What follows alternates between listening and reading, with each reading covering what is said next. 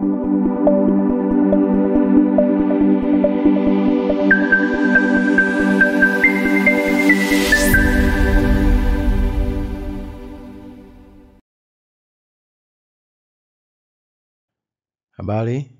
kutoka D-Tech.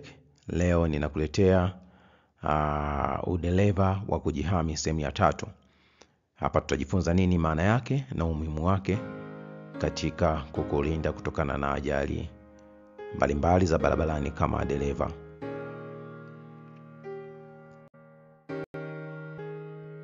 Sasa tafsiri ya udereva wa kujihami ni nini? Nasema udereva wa kujihami ni udereva wa kutumia akili ili kuepusha au kuzuia ajali za barabarani.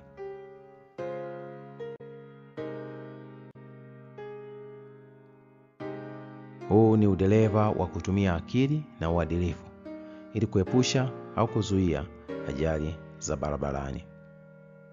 Ni udereva wa kuzuia ajali zozote zile, hata zile zinazotokea kwa makosa ya watumiaji wengine wa barabara. Huu ni udereva wa kuzuia ajali zote zinazozuilika, hata zile ambazo zingetokea katika hali ya mazingira yasiyokubalika. Huo ndio udereva wa kujihami.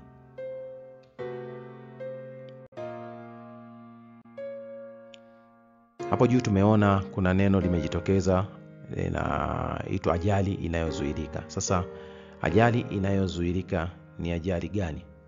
Hii ni ajali ambayo mtumia barabara hakufanya jitihada yoyote ndani ya uwezo wake kuzuia isitokee. Hiyo ndio tunaita ajali inayozuilika.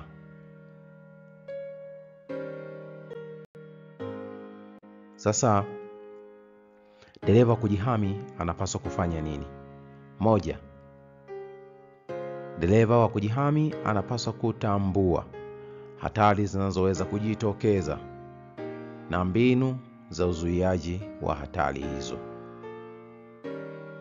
Lakini dereva anayetumia udereva wa kujihami kila mara anapaswa kuchukua tahadhari mapema kabla ya tukio lolote linaloweza kusababisha ajali kutokea.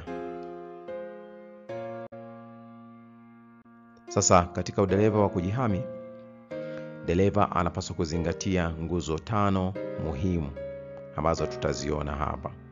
Nguzo ya kwanza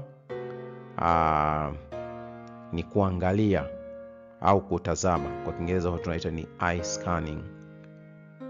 Nguzo ya pili ni kutambua au kwa Kiingereza tunaita identify. Nguzo ya 3 ni kutabiri. Kwa Kiingereza tunaita predict. Nguzo ya 4 ni kuamua. Kwa Kiingereza tunaita decide. Nguzo ya 5 na ya mwisho ni kutekeleza au kwa Kiingereza tunaita execute. Kwa hiyo anapokuwa yuko barabarani, dereva anayetumia udereva wa kujihami ili aweze kuendelea kuwa salama barabarani, anapaswa kuzingatia nguzo hizi zote 5 kila wakati anapokuwa akiendesha. Sasa tutaziona nguzo moja moja ili tuweze kutambua ni kwa namna gani zinafanyika mtu akiwa yuko barabarani.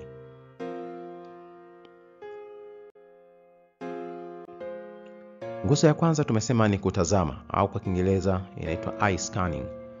Unapoendesha gari unapaswa kuzungusha macho yako mara kwa mara nyuzi 360 ili kutambua na kujibu hatari zozote zinazoweza kutokea. Hii inajumuisha kutazama mbele yako kiasi ambacho unaweza kusoma plate number ya gari lililo mbele yako umbali wa mita 20 au sekunde 12 hadi sekunde 15 kutokea pale ulipo.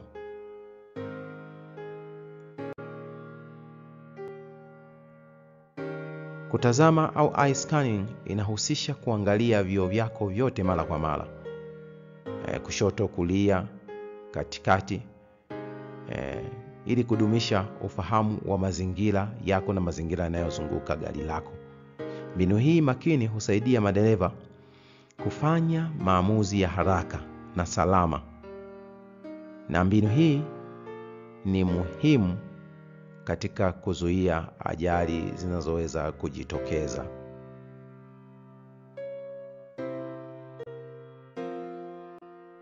Mbinu ya pili au nguzo ya pili anayopaswa kutumia dereva wa kujihami inaitwa kutambua. Hii inamaanisha kwamba dereva anapaswa kuchanganua mazingira yake kwa hatari zote zinazoweza kutokea na kukusanya taarifa ili kufanya maamuzi sahihi. Hii inahusisha kutambua mambo yote yanayomzunguka au hatari zote zinazoweza kumzunguka akiwa barabarani.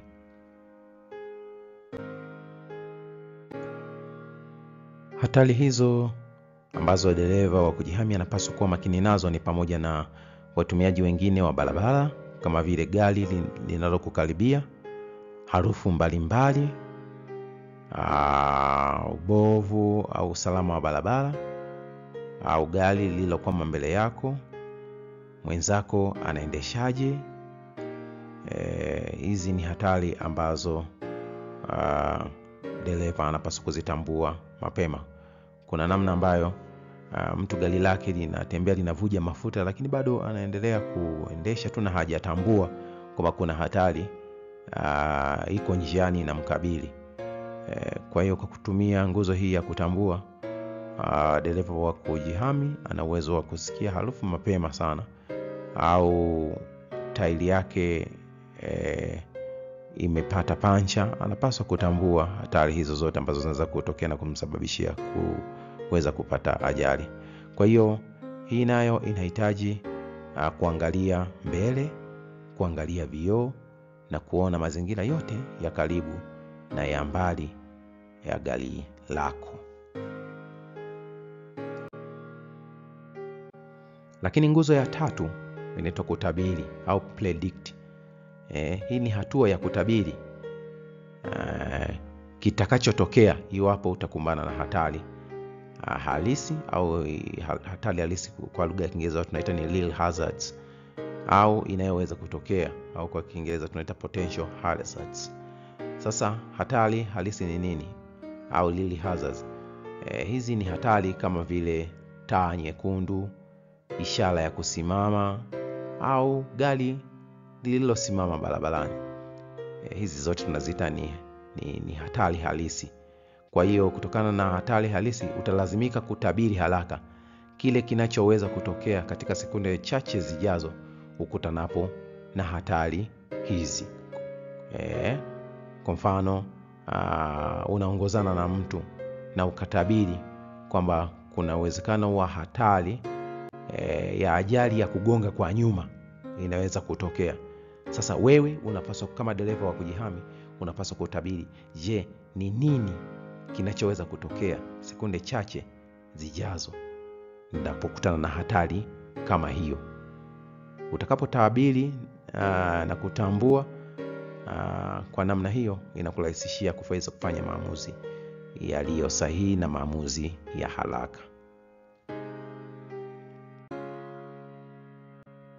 Kila gari unaloliona barabarani ni hatari inayoweza kutokea. Kwa Kiingereza tunaita ni potential hazards. Jihadhari na nini madereva wengine wanachoweza kufanya ghafla barabarani. Watembea kwa miguu, waendesha baiskeli au watoto walio kando ya barabara mara nyingi ni hatari zinazoweza kutokea. Mtu mmoja yeye hakuapply nguzo ya udereva wa kujihami hii ya kutabiri. Katoto kamoja kako kushoto pembeni ya barabara. Na yeye yuko anakuja. Hakuweza kutabiri kwamba huyu mtoto aliyesimama barabarani ni muda wowote anaweza kavuka barabarani bila kuzingatia kwamba mimi niko njiani na kuja hapo. Sasa kutokana na yeye kutokuapply hiyo nguzo ya kutabiri, alipokaribia kama hatua 3 kutokea pale alipo yule mtoto alichomoka ghafla, na wakati huo huyu mtu ameshajiaminisha kwamba yule mtoto hawezi kuvuka barabara. Matokeo yake aliweza kumgonga yule mtoto na alifariki. Lakini kumbe angetumia nguzo ya udereva ya kutabiri kwamba hivi ikitokea yule mtoto pale ameamua kuvuka barabara muda wowote, itakuwaje? Atakapotabiri namna hiyo, manake atapata nafasi na uoga wa kupunguza spidi, ili kusudi lolote litakalotokea yule mtoto akaamua kuvuka barabara, basi aweze kuepuka ajali itakayotokea ya kuweza kumgonga yule mtoto. Lakini kitendo cha kutokuzingatia nguzo ya kutabiri ilisababisha aweze kumgonga yule mtoto na kufariki. Kwa hiyo ni nguzo muhimu ambayo tunapaswa kuizingatia. Kwa hiyo kadri unavyofanya mazoezi ya kutabiri kile kinachoweza kutokea barabarani na kile ambacho watembea kwa miguu na madereva wengine wanaweza kufanya barabarani, ndivyo utaweza kufanya utabiri sahihi kwa haraka na kuepukana na ajali zinazoweza kuzuilika. Nguzo ya 4 ni kuamua, au kwa Kiingereza tunaita decide. Hii ni hatua ya kuamua au kupanga ni nini hasa utafanya ili kuendesha gari vizuri na kukabiliana na hatari unayotabiri kuweza kutokea. Nimetoa mfano wa dereva ambaye alimgonga mtoto. Ametabiri kwamba kuna inawezekana huyu mtoto atavuka barabara. Sasa kama atavuka barabara, unapaswa kuamua ni nini utafanya hatari hiyo ikitokea. Manake maamuzi yako kwa dereva anayetumia udereva kujihami, manake ni kwamba nitapunguza spidi, nitakanyaga breki, nitaenda taratibu ili kuhakikisha simgongi yule mtoto. Lakini ikatokea ameamua kuvuka yule mtoto, kwa sababu nimeshapunguza spidi huku nyuma, itabidi nifunge breki ili gari liweze kusimama na yule mtoto aweze kupita kwa usalama. Sasa bila kutabiri, bila kuamua ni nini utafanya hatari hiyo ikitokea, manake ni kwamba kila jambo litakalotokea litakuja kwa kusurprise na hautaweza kufanya maamuzi sahihi na hutaweza kukwepa ajali kuweza kutokea, kwa sababu hukupanga, hukuamua, hukutabiri kwamba ni nini utafanya baada ya hatari hiyo kuweza kutokea. Kwa hiyo hii nguzo ya kuamua au decide inamaanisha kupanga vitendo vyako kwa undani na kuangalia utatekelezaji vitendo hivyo ili kukabiliana na hatari itakayoweza kutokea kama ambavyo umetabiri.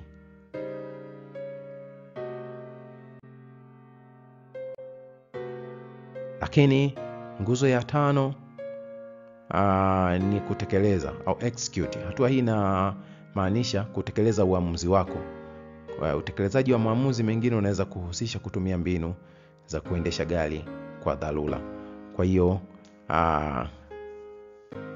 hii nguzo ya 5 ni namna vile ambavyo utatekeleza kile ulichoamua au ulichopanga kukifanya baada ya kufanya utabiri wa changamoto inayoweza kutokea. Hizi ndiyo nguzo 5 za ambazo dereva wa kujihami anapaswa kuzitumia anapokuwa yuko barabarani.